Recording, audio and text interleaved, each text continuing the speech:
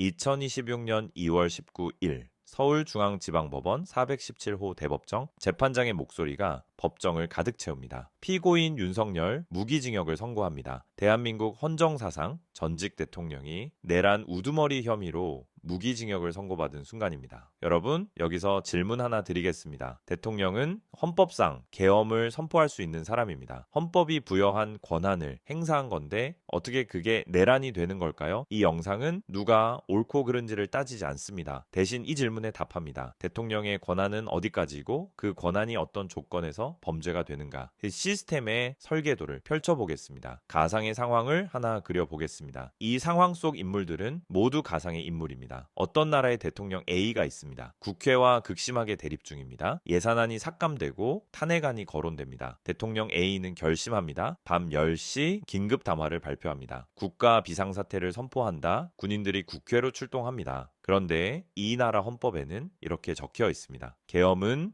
전시, 사변 또는 이에 준하는 국가 비상사태에서만 선포할 수 있다. 전쟁이 나지 않았습니다. 외국 군대가 쳐들어오지도 않았습니다. 국회와 의견이 다르다는 이유로 군대를 보낸 겁니다. 여러분, 이 순간 대통령 A의 행위는 어디에 해당할까요?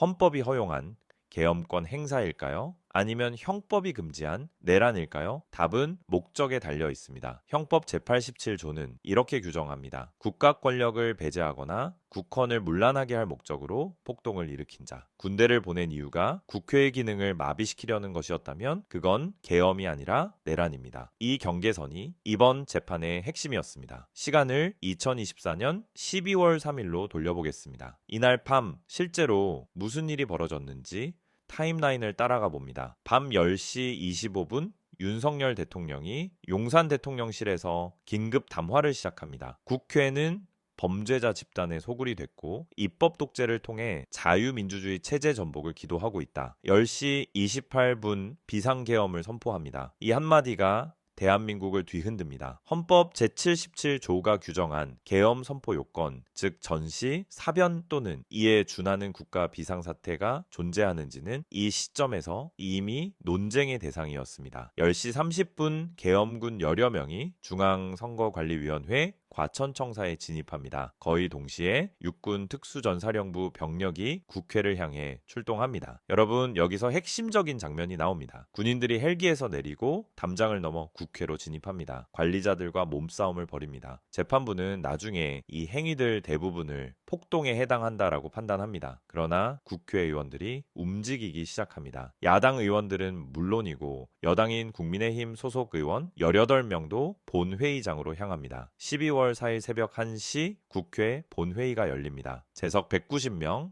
찬성 190명, 만장일치로 계엄 해제 요구 결의안이 가결됩니다. 헌법 제77조 저항 국회가 재적의원 과반수의 찬성으로 계엄의 해제를 요구한 때에는 대통령은 이를 해제하여야 한다. 새벽 4시 27분 윤석열 대통령이 계엄 해제를 선언합니다. 선포부터 해제까지 약 6시간. 대한민국 역사상 가장 짧은 비상계엄이었습니다. 그런데 6시간이라는 시간이 짧다고 해서 문제가 작은 것은 아닙니다. 시청자분들, 이 6시간 동안 군인이 국회에 진입했고 선거관리위원회가 점거됐고 정치인 체포 명령이 하달됐습니다. 미수에 그쳤지만 시도는 실제했습니다. 이후 전국은 급변합니다. 12월 14일 국회가 윤석열 대통령 탄핵 소추안을 가결합니다. 대통령 권한이 정지됩니다. 2025년 1월 19일 법원이 윤석열 대통령에 대한 구속영장을 발부합니다. 현직 대통령 신분으로 구속되는 초유의 상황이 벌어집니다. 그러나 논란이 발생합니다. 검찰이 구속기한을 넘겨 기소했다는 이유로 2025년 3월 법원은 구속 취소를 결정합니다. 윤석열 대통령은 구속 48일 만에 석방됩니다. 이 결정을 내린 재판장이 바로 직위원 부장판사, 훗날 1심 선고를 내리는 동일한 재판장입니다. 2025년 4월 4일 헌법재판소가 탄핵을 인용합니다. 윤석열은 대통령직을 상실합니다. 전 대통령이 된 겁니다. 여러분, 여기서부터 내란 재판이 본격화됩니다. 내란 특별검사팀이 수사를 진행하고 총 43회의 공판이 열립니다. 증인만 160명이 법정에 섭니다. 핵심 증인이 등장합니다. 곽종근 전 육군 특수전사령관과 홍장원 전 국가정보원 1차장 두 사람은 윤석열 전 대통령으로부터 정치인 체포 지시를 받았다고 증언합니다. 윤석열 측은 두 증인의 기억력과 진술의 정확성을 문제 삼으며 신빙성을 흔들려 했습니다. 그러나 재판부는 두 증인이 재판 내내 일관된 진술을 유지했다는 점을 근거로 신빙성을 인정합니다. 2026년 1월 13일 결심 공판 내란 특검팀은 법정 최고형인 사형을 구형합니다. 그리고 37일 뒤인 2월 19일 판결이 내려집니다. 이제 이 사건의 법적 구조를 해부해 보겠습니다. 내란죄란 정확히 무엇인가? 형법 제8 17조 풀어서 설명하면 이렇습니다. 국가 권력을 배제하거나 헌법 질서를 무너뜨릴 목적으로 폭동을 일으키면 내란죄가 성립합니다. 폭동이란 다수인이 결합하여 폭행과 협박을 하는 것을 말합니다. 그리고 내란죄는 역할에 따라 형량이 달라집니다. 우두머리, 즉 내란을 주도한 사람은 사형, 무기징역 또는 무기금고, 모의에 참여하거나 지휘한 사람은 사형, 무기 또는 5년 이상의 징역, 단순 가담자는 5년 이하, 역할이 클수록 형이 무거운 구조입니다. 시청자분들, 여기서 중요한 포인트가 있습니다. 내란 우두머리의 법정형은 세 가지뿐입니다. 사형, 무기징역, 무기금고, 징역 몇 년 이런 선택지가 없습니다. 재판부는 이 세 가지 중 하나를 골라야 합니다. 그렇다면 왜 사형이 아니라 무기징역이었을까요? 재판부의 양형 논리를 뜯어봅니다. 먼저 가중사유입니다. 재판부는 비상계엄을 주도적으로 계획했고 많은 사람들을 관여시켰다고 봤습니다. 그리고 산정할 수 없는 정도의 어마어마한 사회적 피해가 발생했다라고 했습니다. 군과 경찰의 정치적 중립성 훼손, 국제사회에서의 신용도 하락, 정치적 양극화, 수많은 공직자들의 대규모 수사와 재판, 재판부는 또한 피고인이 사과의 뜻을 내비치는 모습을 찾아보기 어렵다고 지적했습니다. 재판 출석을 거부한 이력도 양형에 반영됐습니다. 여러분, 여기까지만 보면 사형이 나와야 할 것 같은 논리입니다. 그런데 감경사유가 등장합니다. 재판부는 네 가지를 들었습니다. 첫째, 물리력 행사를 최대한 자제시키려 한 정황이 보인다. 실탄을 소지하거나 물리적 폭력을 행사한 일을 찾아보기 어렵다. 둘째, 계획 대부분이 실패로 돌아갔다. 셋째, 범죄 전력이 없는 초범이다. 넷째, 장기간 공무원으로 봉직했고 현재 65세로 비교적 고령이다. 이 감경 사유를 두고 논쟁이 벌어졌습니다. 계엄이 실패한 건 윤석열 전 대통령이 자제해서가 아니라 국회와 시민들이 막아냈기 때문 아니냐는 반론입니다. 참여연대 등 시민사회단체가 이 점을 강하게 지적했습니다. 반면 윤석열 전 대통령 측은 정반대의 입장입니다. 이것은 위기에 처한 대한민국을 바로 세우기 위한 대통령의 결단이었다. 사법부가 정치 권력에 무릎을 꿇은 것이다. 변호인단은 선고 직후 이렇게 밝혔습니다. 시청자분들 한 발짝 물러서서 구조를 보겠습니다. 재판부가 판단해야 했던 핵심 질문은 이것이었습니다. 12.3 비상계엄은 헌법이 허용한 계엄인가? 아니면 국헌 문란 목적의 내란인가? 재판부의 답은 명확했습니다. 윤석열과 김용현은 국회에 군을 보내 봉쇄하고 주요 정치인 등을 체포하는 방법으로 국회 활동을 저지하고 마비시키려는 목적을 내심으로 갖고 있었음을 부정하기 어렵다. 국헌 문란 목적이 인정된 겁니다. 그리고 폭동 요건도 충족됐다고 봤습니다. 무장한 군이 국회로 출동한 것 자체, 헬기에서 내린 것, 담장을 넘은 것, 관리자들과 몸싸움을 벌인 것, 이 모든 것이 폭동에 해당한다는 판단입니다. 정리하면 이렇습니다. 목적 국헌문란, 수단 군동원과 국회 진입, 행위, 폭동, 내란죄 성립, 그리고 그 내란을 주도한 사람, 우두머리, 법정형 세 가지 중 무기징역 선택. 다만 이것은 1심 판결입니다. 확정 판결이 아닙니다. 이 점을 반드시 기억해 주십시오. 30년 전으로 가보겠습니다. 1996년 8월 26일 같은 서울중앙지법 법정, 전두환 전 대통령이 내란 수고의 혐의로 사형을 선고받습니다. 전두환의 혐의는 12월 12일 군사반란과